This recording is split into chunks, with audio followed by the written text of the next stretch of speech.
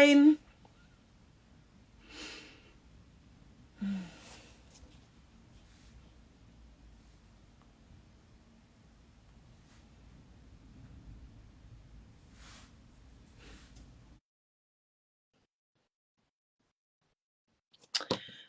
I've managed to invite Berene.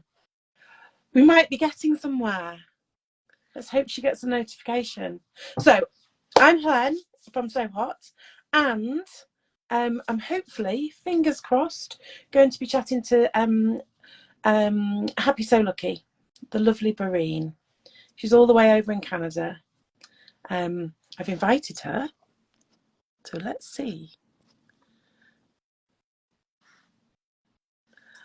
I think we've sorted it. 1 minute, hold on, hold the line, caller.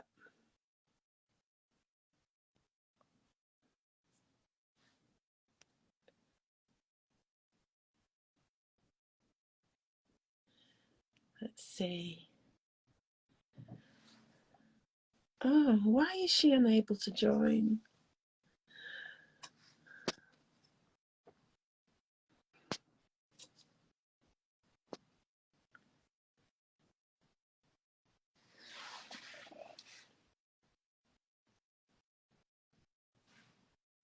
Don't be sending me requests. Oh, let's see. So, I've sent Berene an invite to join, and she should be here in a moment, I hope.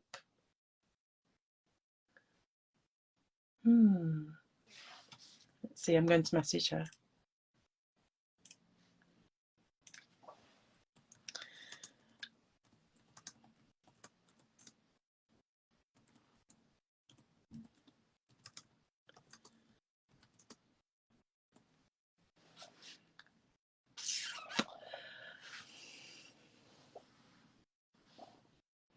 So the normal awkward bit. Oh, she's unable to join.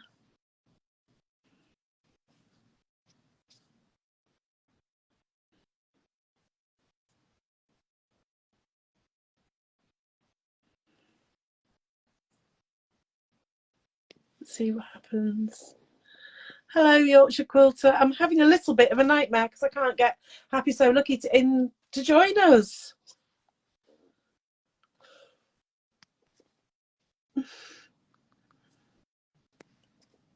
Right, so hopefully Sarah Ashford, hey! HappySewLucky has joined. Let's wave at her. I've waved at her. And let's see.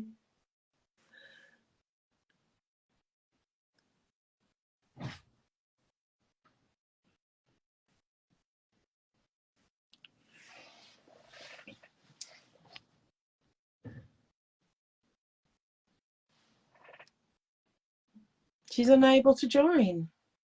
Why is she unable to join? It's at this point now where my children will probably walk in demanding snacks.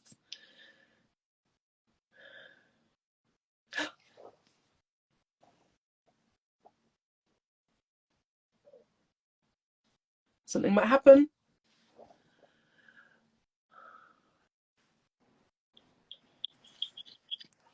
I don't know what happened, but it started working. I don't know what happened, but it started working. Perfect. What was that about? I don't know. It was weird. But anyway, we're here now. I don't need that kind of stress in my life. No. I'm going to do that so that... There you go. Yay! Thank you for having me. You're very, very welcome. So let's crack on then. So you are HappySewLucky, and your name is Berene. That's correct. And what I was looking at your name is because my name is Helene, and we have 3 E's in our names. Yes. I thought you may have pronounced yours Helene. Well, I was wondering if you Helene were and Berene. And then, yeah, well, that's interesting. I guess it depends on, are you French origin? I'm not, but my name is. Right. So it has two little Oh. accents on the top. Do you have Oh, you accents get on yours? gadgets with your name. I've always wanted gadgets with my names.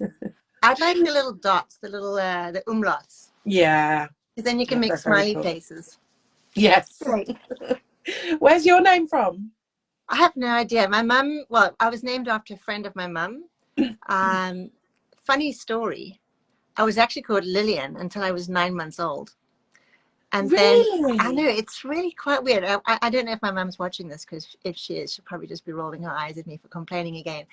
But my older sister started speaking and she was calling me Lily. I guess they hadn't done the math on that, and my last name was Lapping, and they figured Lily Lapping was a bit of a mouthful. So they changed it to Berene because that's really easy to remember. So Not. your original surname was Lappin? Yeah. So that's Lapping French with a G for on the end. Lapping. so Lapin is French. Do you know what it's French Yes, for? means bunny. So my surname is Rabbit. Oh, that is really funny. Isn't it? It is. So you're French English and I'm English French. Yeah. Anyway. It's good to have a good name. It's good to have a name that when you ring up a restaurant, they go, I'm sorry, can you spell that? Yeah, well, sometimes that's good. I definitely have a Starbucks name. I go by Gladys. No one ever questions that. Do you? Yeah. Because if you say Berene, it's not their fault. I mean, no one, I'm 55. I've never known another one. So, Yeah. So yeah. Lillian, that's really interesting. I did hear of somebody who changed their baby's name because it just didn't fit. Just didn't fit. My granny always says, which is always used to make me laugh, but she used to say, you were such an ugly baby until they changed your name. And then you were beautiful. That's really Yeah, she was straight shooter. It was funny. No, she meant it with love. She sounds like a strong woman. Yes. Which is The what we first need, isn't craft it? I learned from. Can you tell us a little bit about WeWomen? Where did that come from, and Yes. how has it sideswiped all of us? Well, so in 2019, I did the Sisterhood Quilt Swap, which was just a little idea I came up with one day when I was sitting on the couch on a Sunday morning, and I hadn't done a swap before. I'm a bit sort of socially awkward, and it takes a lot of social interaction and also a lot of organization. Yeah. But anyway, I did that. I thought it was a good idea, and I thought it'd be great to use it for a fundraiser. So I put it out there, and it kind of just exploded and went crazy. And within about 3 weeks, we made $4,000, and that was donated to an organization called Beautiful World Canada, and they support grade 6 and up women in sub-Saharan Africa to finish school. And so that we sent 2 girls to university in Uganda with that money, which was amazing. So I've always wanted to do another one, but I don't want to do it for the sake of it. I only wanted to do it if I had a good idea. Yeah. And so I haven't had another good idea for Women's Day until was it 2 weeks ago? 3 weeks ago, I guess. Now, it wasn't long, but we had our someone's blowing us hearts. That's kind. No, it's nice, isn't it? I was sitting in our annual general meeting for our guild, and I think everyone who's been to an annual general meeting knows they're fairly tedious.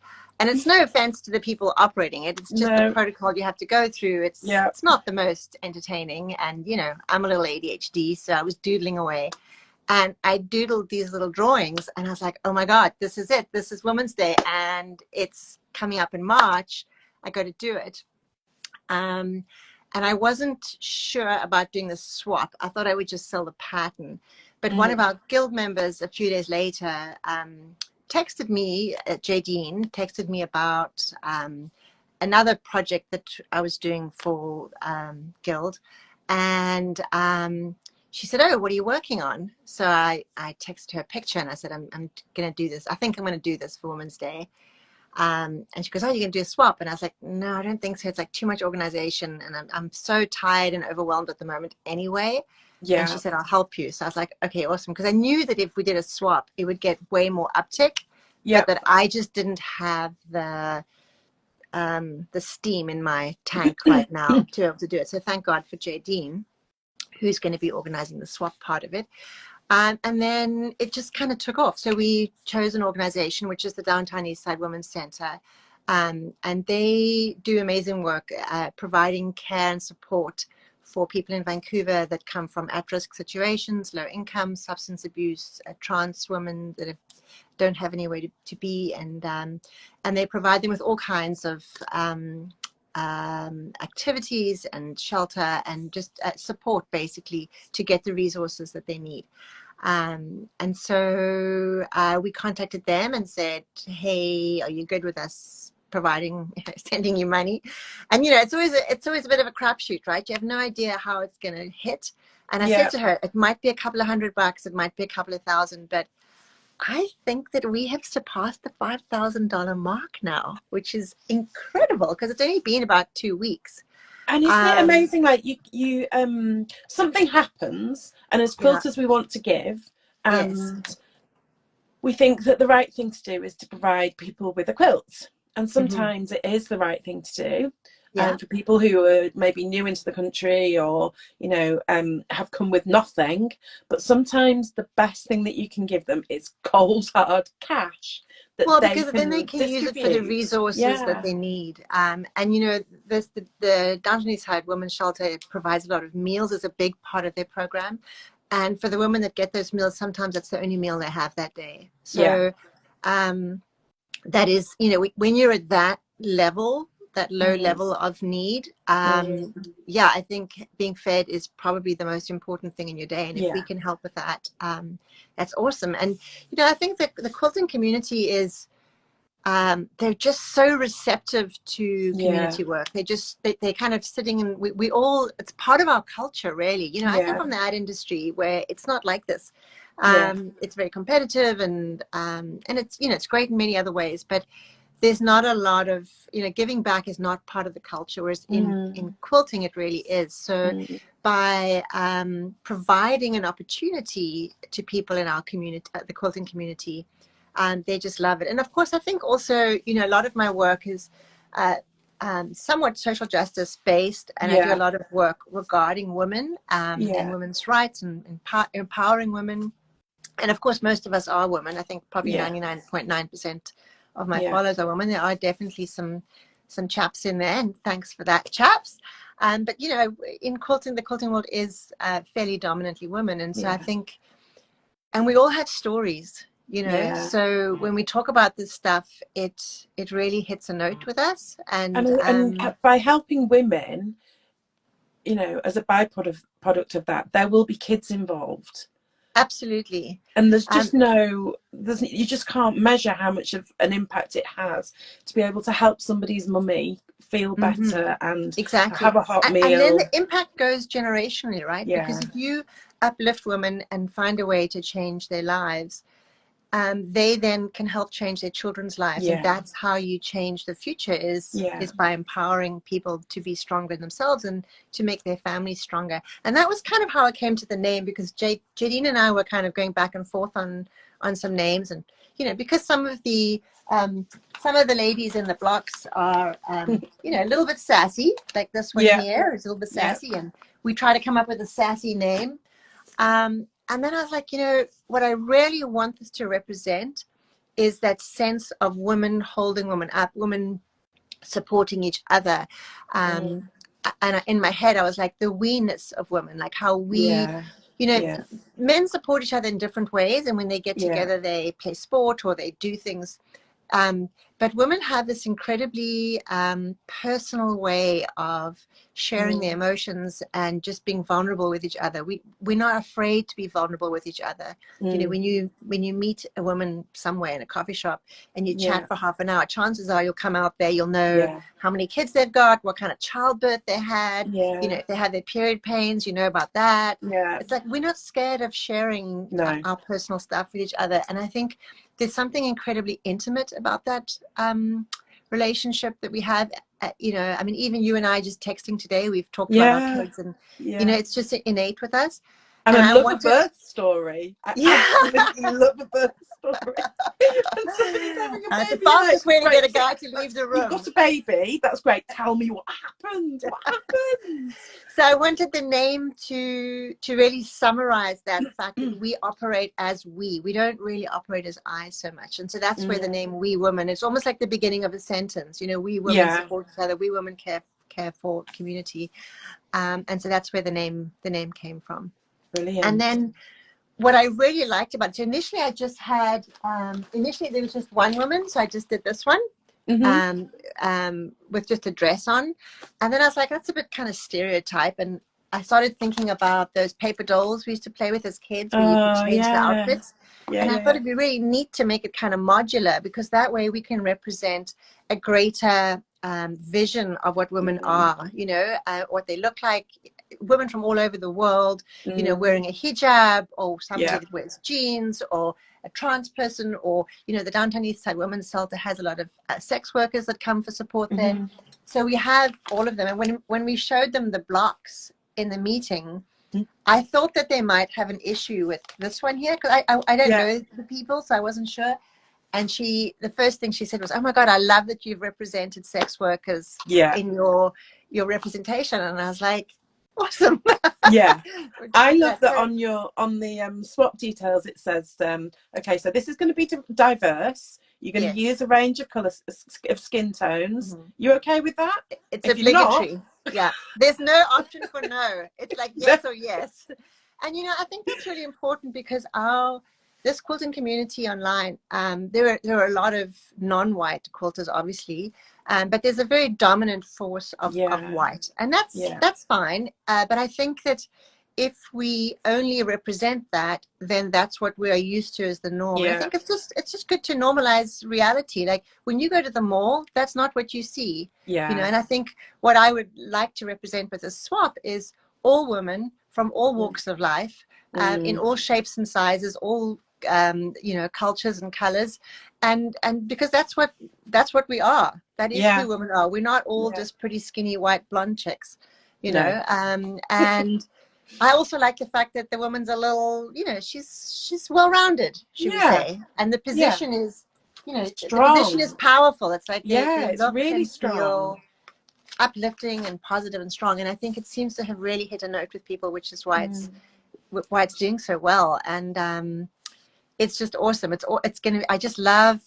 I love it when you take the risk to put it out there and you don't know how it's gonna hit, and then it's successful, and then you get to write the check and go and drop it off. That's just such a good feeling, you know. Yeah, will you post some pictures as well of well, I hope I can that would do be it in really person, because of COVID. I'm not sure if we can do it in person, but I'm hoping we can.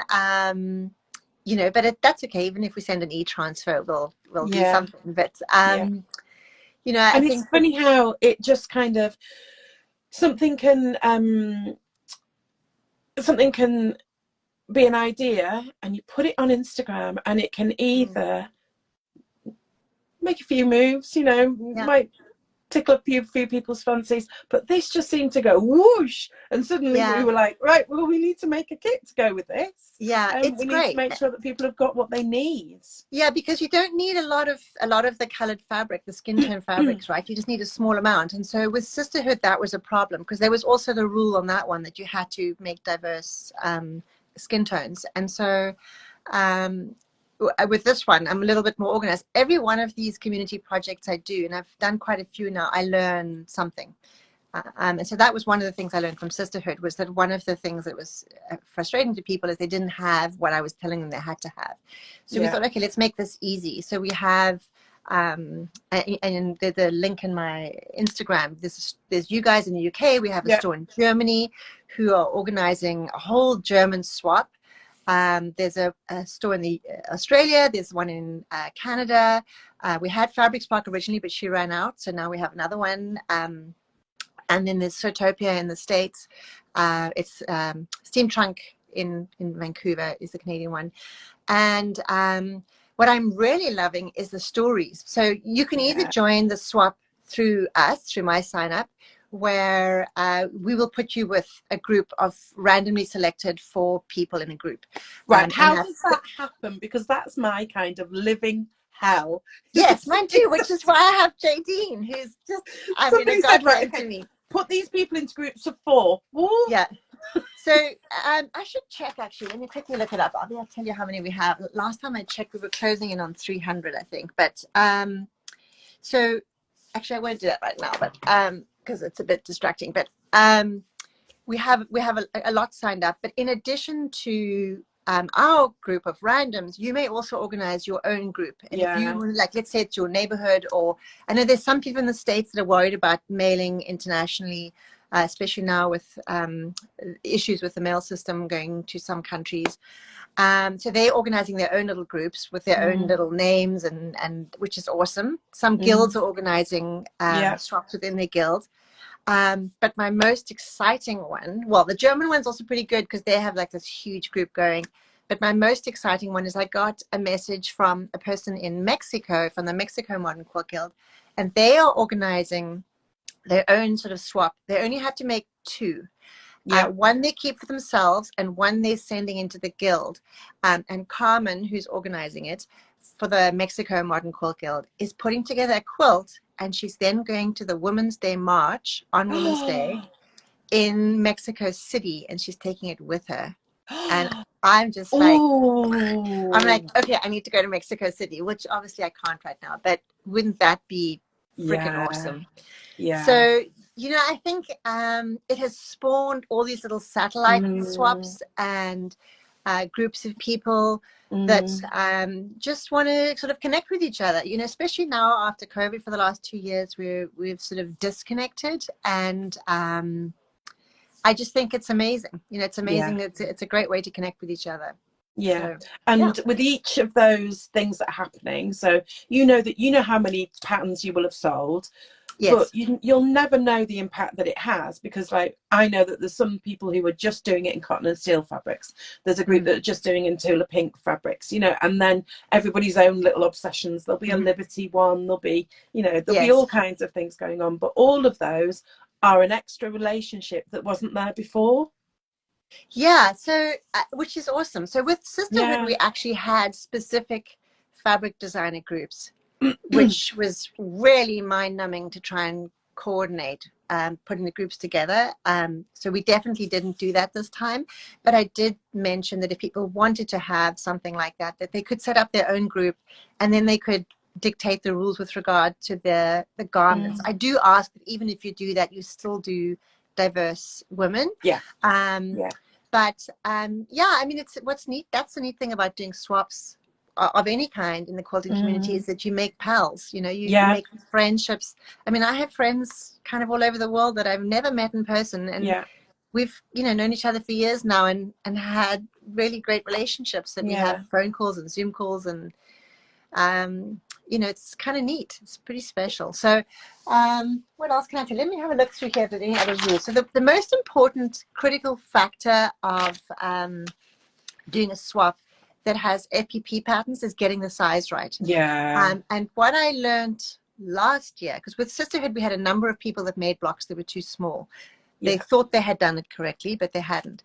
So, and then, you know, you get disappointed partners, and then people want them to remake, and people don't want to remake, and it's like a whole long story. So it's actually quite easy. So what I learned last year, which was a bit of an eye-opener for me, is if you open the document in a web browser, so in other words, you get the download link and it opens in, say, Safari or Chrome or whatever it is, and you print from there, that sometimes, not always, but sometimes that web browser says 100% or actual size, but it actually reduces it, and it only reduces it slightly. So it's just to fit to page or fit to another, to fit to that printer's software or whatever it is. And so when you go and check the little 1-inch box, it'll only be slightly off, and you might not be able to notice it. So on this one, I'm kind of pounding the size thing. So in my feed, there's actually a reel that I did on that to make sure that everyone gets it right. And what I'm recommending people to do is that they print one of the arm sections. So there's a selection of arms. It might be the long sleeve arm, or the short sleeve arm, which I don't have here, or the no sleeve arm, but they're all the same height. So this piece, this section here of an arm, any of the arm sections should be 8.5 inches high. And as long as you've got that high, that 8.5 inches, you're good to go. Then you know that your block will finish up at 8.5 inches by 6.5 is the width. And then, you know, obviously if you send people blocks that don't fit, they're kind of useless to them. So that's the one important thing. And people mail them still with the papers in, don't they? Yes, you mail with the papers in. And so the reason for that is my patterns have the seam allowance on there, and so they can see. And this is important because when you're joining the little arms and feet in the middle, you want them to line up. So you need that, it's a bit messy in the back here, but you need those seam allowances on there to be able to match that up. And so that's a good thing. And so if you're doing my sexy lady here with the garters, you don't embroider the garters on until afterwards. Now, I actually did mine behind the paper, which is a bit sneaky, but ideally you would do it afterwards. So I'm saying if you're doing that particular block, then you don't do the embroidery. The person who is a receiver will do all of their garters themselves. And also to mention that this lady here, so they are modular, but if you're going to do this body, the body section and the legs are actually separate. So it's kind of personal here. But if you have a look here, to make these ones here, you don't get to the crutch point, right? But in order to make this little bodysuit, the crutch had to be, I'm pointing at it there, but you get it. So that's why for these legs here, so this body and legs are separate on their own, but they still fit with whatever head, hair, and arms you can choose. So it's somewhat modular. The rest of them are completely modular. And on the pattern, so clever. Yeah, just, you know, guild meetings that are boring. I mean, not all guild meetings, just the annual general, but still. But so you can play, and there's a little map on the pattern that shows you all the different block options, so that you know which ones to print for which ones you want to do. And it's a low volume background, which I really love. Always love a low volume background. Well, if you know, for a swap, if you say white, you can't make sure you all get the same white or whatever the background is. So that's the easiest way to accommodate. But I am asking on this one that you use per block. So for your 4 blocks, you can use 4 different low volumes, but 1 per person, 1 per woman. And it's just because there's quite a lot going on. And I felt that if it was scrappy, that it might be a little bit more messy, so that I think it's a little bit more focused. And then if you're doing the swap through me and you're not organizing your own garment fabric rules, you have 2 options. You either have solid garments, which is what I have here, or you can use up for modern prints on the garments as well, which is also fun because it's really brilliant for fussy cutting. So this piece is really easy to fussy cut. So there's some really awesome ones that are being made. If you look at the hashtag WeWomen quilt, you'll see some really brilliant blocks. People are, even though they haven't got their partners yet and the swap rules haven't gone out yet, but they're busy making away. So I'm just going to see if there's anything else. So the mailing deadline is March 12th. You do it with the paper on, and then to mail your blocks, you don't need anything fancy. You literally just fold it in half, and that can go in a regular envelope. And there's no extras on the swap, so you don't need to send candies or gifts or anything like that. But I think a nice card is important because you're meeting new friends, and you know, just talk a little bit about yourself or what it meant for you to participate would be good. And then just before you mail it, you check that your blocks are 6.5 to 8.5. So the groups are 4. You make 4 blocks, but you keep 1 for yourself. And then you mail out 3. And some people are making sort of selfies, which is also really fun. Daryl from Fabric Spark, who's my pal in Toronto, a quilt shop, she did a little selfie block of herself because she always wears these striped tops with a cardigan. It's like her uniform, and I just cracked up laughing. I need to make one with sort of grayish hair for myself. Well, mine would be grayish hair, dungarees, and a stripy top. Yeah. You're going to work that out. So yes, every member has to buy a pattern, and so 100% of the profit will go to the charity. So what that means, it's not 100% of the pattern price, just to be clear. It costs, as you know, as a store owner, it costs money to sell stuff. But there's no income coming to me. So basically, I take away all the fees, like the Etsy fees and the listing fees and the payment fees and stuff like that, and any costs that I have incurred. So, for example, I had the pattern, tech edited. But on my end, there's really, on this particular project, there's almost no fees aside from the Etsy fees. So that'll be quite good. It means most of what you're spending on the pattern will go. What a time to be alive as well, that you can make a pattern in Canada and I could download it and print it out on my machine and make it. It's crazy, isn't it? And then the money that you spent on that is feeding someone in Canada, which is just awesome. Yeah. So we talked about the printing, which is awesome. On the instructions also, if you're doing laser print, never iron on the paper, always iron from the fabric side. Or if you want to do on the paper side, use a press cloth or a piece of parchment paper, because obviously the laser ink melts in your iron. And if you're doing inkjet, don't use a lot of water because it sometimes can run if it gets wet. Use a small stitch length, all the usual stuff. Also to backstitch. On Sisterhood, some people, there's different ways of doing foundation paper piecing. Some people just do that stitch past thing and they don't backstitch. But when people take their papers out, some people's blocks fell apart. So I am asking for that reason that everybody does the backstitching for every single seam. If you want to do the freezer paper, just to check with your group mates, because obviously you won't have that seam allowance for lining up. So if they're not good with that, and feel free, if somebody asks you if you're good with freezer paper and you're not, feel free to say, you know what, that's just not my thing. I really would rather have the paper on. And then that person can do that technique.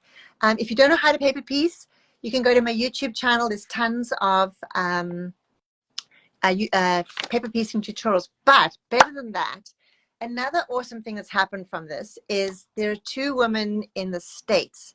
One of them, Kayla, she teaches sign language, and the other person is a deaf woman. And I've had that connection with Kayla from before, when she asked me once if I would please edit the subtitles on my YouTube tutorial, because she wanted to be able to have her deaf friends be able to do my tutorial. But with the automated one is sometimes weird and I have an accent, and so it puts in strange stuff.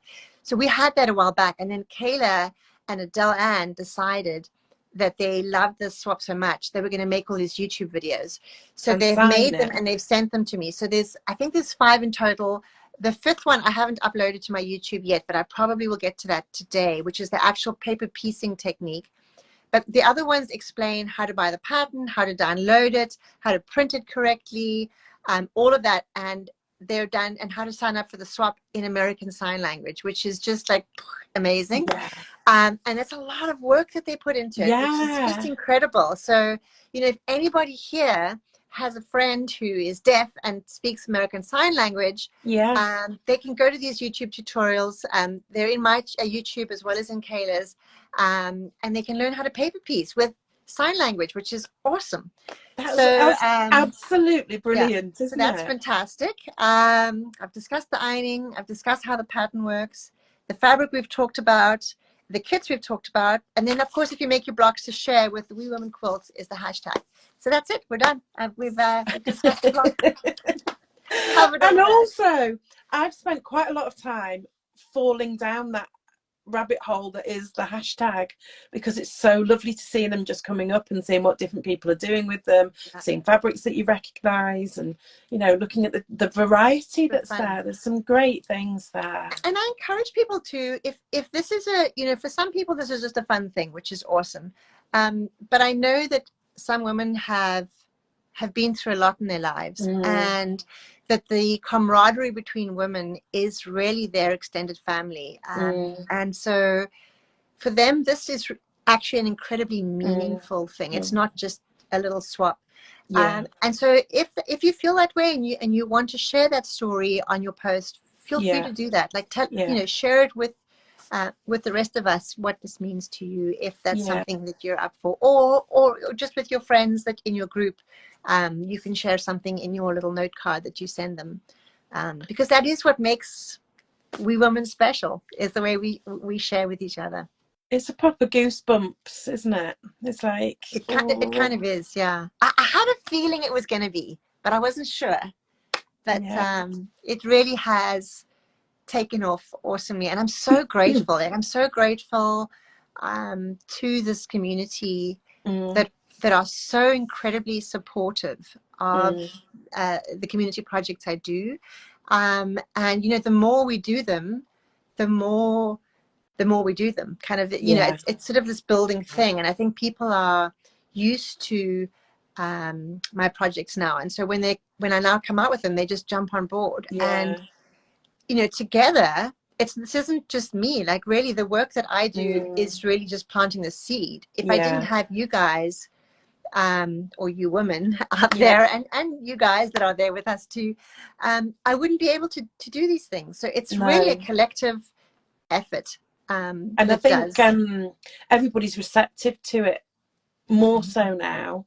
You know, we're coming hopefully out the other side of a pandemic. You know, there's an awful lot of people that have, you know, really been through things and have that opportunity, and having that opportunity to help in a way that's really useful is what people are looking for. And I think women have been I think there's a lot of research that has come out about how women have been incredibly impacted by the pandemic. And you know, especially women that, you know, are now having to have their kids at home and still somehow work, or people that have jobs like as cleaners or, you know, healthcare workers, and aren't able to stay home with their kids but are bringing the virus back home. It's just been incredibly traumatic for everyone in the world, but I think for women especially you know, low income women, or women in certain sectors of industry that are impacted by it, and having to homeschool their kids while they're juggling an executive job. I mean, it's not so, right? And so I think we really are all ready for a little bit of joy and a little bit of pleasure and a little bit of upliftment feeling. It's time, you know, we need it. And we can't, you know, we obviously aren't in control of this pandemic as much as we'd like to be, but hopefully that will come soon. But I think that doing these projects and having these little moments of feeling a sense of belonging, and a sense of love, is incredibly powerful. That feeling of not being able to go to guild meetings was one of the things that I really struggled with in lockdown. Just not being able to see your friends and just to sit and sew. And I had a little sewing meeting last night, like an evening offshoot meeting with some sewing friends, and it was just nice to just sit and sew together. But I mean, at one point we were meeting in fields and all sorts of things to be able to see each other and to sew. So I did a few projects specifically for that purpose. So the first one was the Connected project, which I did for the New Jersey Guild and the Vancouver Guild, and there are some other guilds that have done that. And then I designed the Mini Mod project, and that was also done for little swapped groups within the guilds. And so, you know, it was the same sort of idea. You keep, you know, you make 6, you keep 1, you send out 5, you get 5 back in the mail. It's like getting candy in the mail. It's super fun. And that funded, the Mini Mod has funded the bursary fund that I set up. Hi! Such a cutie. I'm going to say hello to Berene. What did you want to ask? We could have another apple. Right, listen to this. How many apples have you had? 2. Do you think if you have another one you might get tummy ache? What about a banana? A banana? You can have a banana. Yeah. All right. What can you bring a banana? Ask Maggie to do it, and then if she can't do it, I'll do it for you. They're not asking for like cookies. They're asking for fruit. Well, he's like a horse. He's on a bag of apples a day. It's amazing. He gets good tummy ache. Parenting, clearly. No. It's got nothing to do with me. All it is there's a fruit bowl, and they know that they can have free reign of the fruit bowl, so I leave it to them. But then the limit is 2 a day, otherwise things just get a little bit tricky. Right. We won't get into the specifics. No. So what else have you got going on at the moment, Berene? What have you got? Have you got new patterns coming out as well? I've got some new patterns coming out. So I recently released this Smitten. It's a little needle, a little pin cushion. It's like a little handy dandy. So it has the Smitten block on the top, And then it has these two little sleeves, which you can put like a small rotary cutter or the ruler or pen. And then I always lose my needles in the pin cushion, and then I pick it up and I prick myself. So I put a felt on the side, so my needles are kept separately. And whoops. Just close the door. They'll be alive when you come back. Which I feel bad now. And then also, as a paper piecer, I use clover clips a lot. So for me, clover clips and pins work together, which is why I put these little tabs on here to keep the clover clips on. So there's that guy. And it's a super cute block. So when I designed that one, I thought this would make an awesome pillow. So I meant to actually put a pillowcase in it. And I haven't released this one yet, but I hope to soon. I decided to make a big pillowcase as well, so which is really fun. So I need to it's almost ready to go. That needs to go out. It's been tech edited. You want it all out? Now you get to eat the banana. I don't get to eat the banana. Fred, what do you say? Thank you. Good boy. It's such a sweetheart. He is sweet, but he does make a horrible noise when he's not happy. Well, I think we all do, really. So there's that. And then I also recently released my little mitten. So this is a little needle book, which is quite cute. But it's sneaky. So there's a little pocket in here. So you can put in, like you can see on this one here, a little, you can put some embroidery thread or buttons, or like you make a little first aid kit, not first aid kit, sewing kit. And then it's got a very sneaky little pocket in the back, which is sort of hidden. But it keeps your little scissors in it. I love that. Great for swaps because it mails easily. So you can pop all the little goodies in it. And then, of course, the pages inside have your needles in it. So that's a cute one. And then my softies, which is kind of, last year I just got really burnt out. I kind of lost my marbles a little bit. I'm still kind of there. I'm trying to kind of, regenerate a little bit. But I keep saying I'm going to stop working for a bit and regenerate, and then WeWomen comes into my head. It's impossible. The softies templates are, I'll show you here. So I actually keep mine on here. It's a series of shapes that I put mine on rings. So I've got rings for all the different shapes, but there's 8 different shapes, and so these, for example, are the little hexy ones. Ooh, and you can reuse them. So they're just fun. It's like playing with building blocks. So here's a little placemat, and then I did some diamond ones. This one's kind of fun if you quilted like an argyle. Or you can stack them, which is kind of fun. So that's the 4 different diamond sizes. So each shape comes in 3 sizes, except diamond comes in 4. I don't know why. There's not always complete logic up here. And then there's the pillow, which is the half square triangles, which is a super lovely pillow. I did this, and I've been lovely. I've been they've using got a really lovely rounded edge on them. Yeah, so they all have a rounded edge because the technique that I use is the drawstring technique.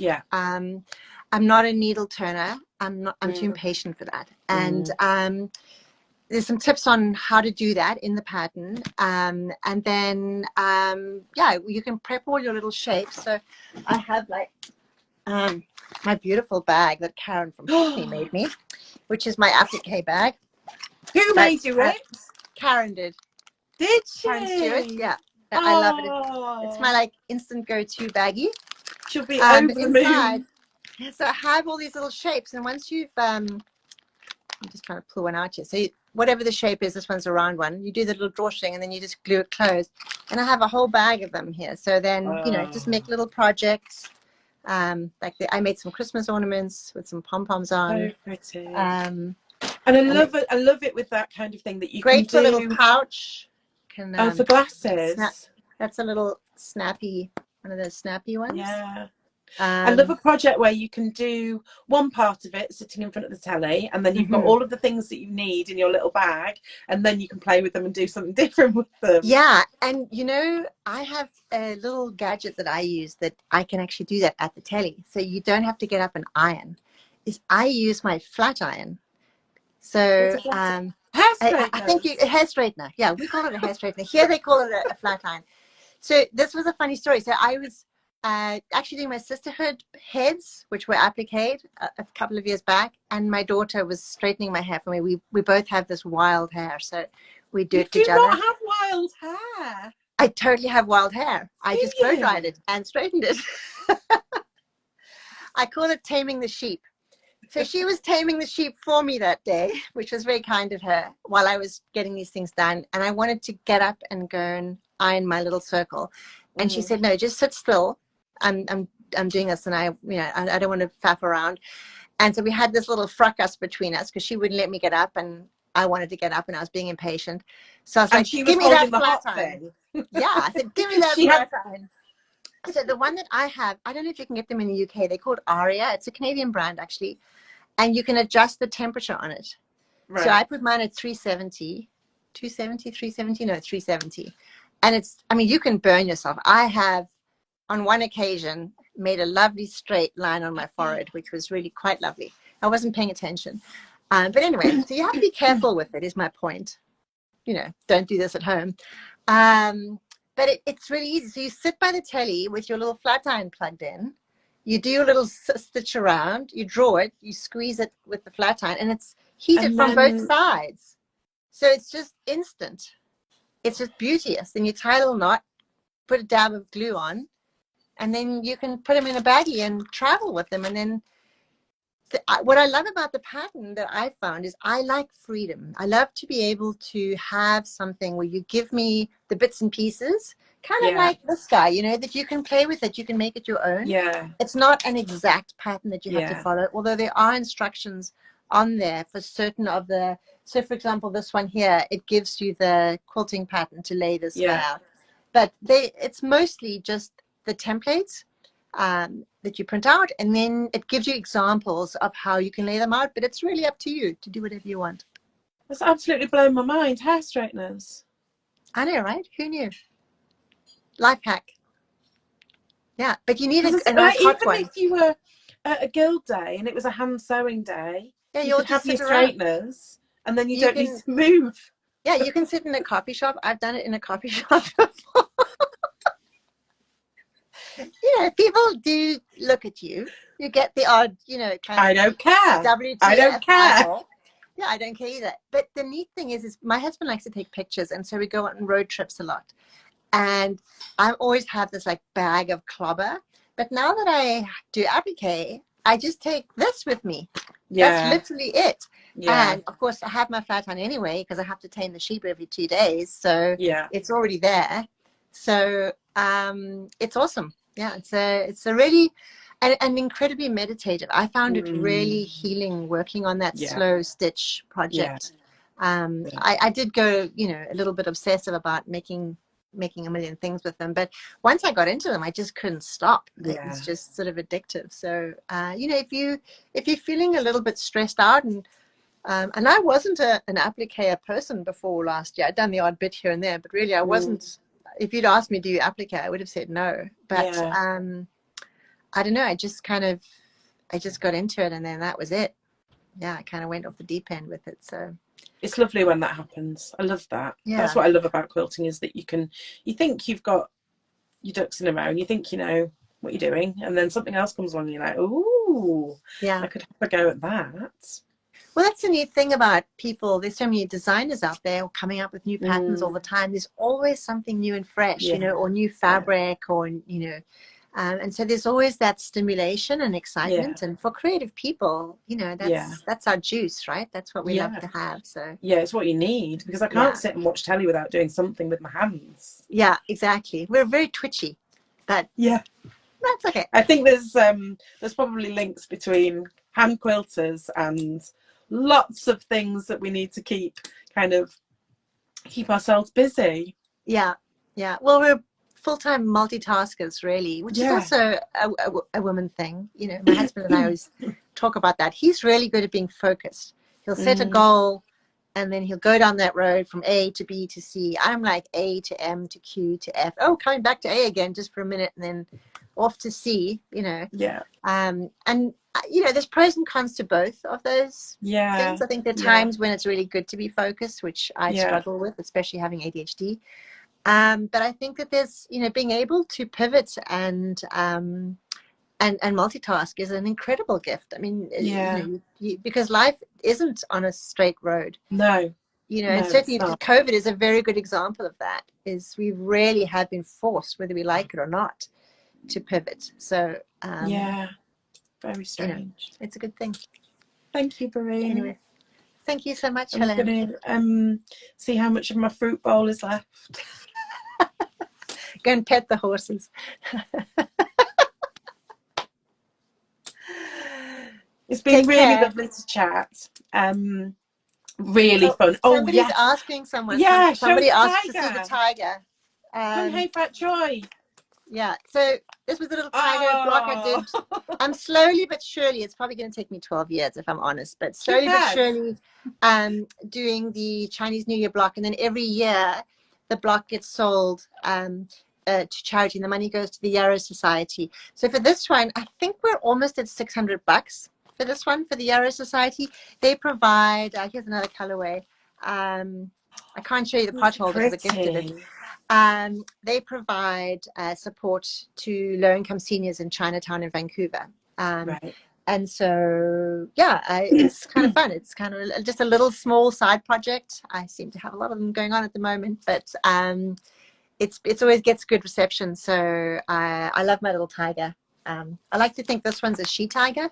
She's kind of feisty. Yeah. Yeah. And it's kind of the neat eyes. To cut. Yeah, I like to fussy cut a little star in the eyes. Or you could always just stitch one in there, put a little French knot in there. A little bit of twinkle. Little twinkle, because tigers. Yeah. Berene, you're an absolute inspiration, and it's been really, really lovely to speak to you. Well, thank you, Helene. I get very shy on these things, but somehow I managed to have sort of verbal diarrhea. So, yeah. Well, you made me comfortable. Thank you. Oh, you're welcome. And it is that feeling of, I'm going live. Yeah. And it's fine, because it's only me and you, really. I know. Well, and Fred. and a whole bunch of people looking at us, but that's good. Right, well, take care. If anybody wants WeWomen bundles, there are some in the So Hot shop. There's get them while you can, selling out fast. Fabric Box sold out. Have they? Oh, good. The skin tones and low volume, and then the skin tones low volume and bright bouncy solids. Awesome. And it's great because they're just fat eighths, so you can't go into a shop and buy an eighth of fabric. So this gives you a great selection in small sections, and you should be able to make more than 4 with that. So definitely. And thank you to everybody for supporting the project. Really, really, really grateful. Thank you. Yes. Thank you. Bye. Take care. Bye. Bye. Here we go.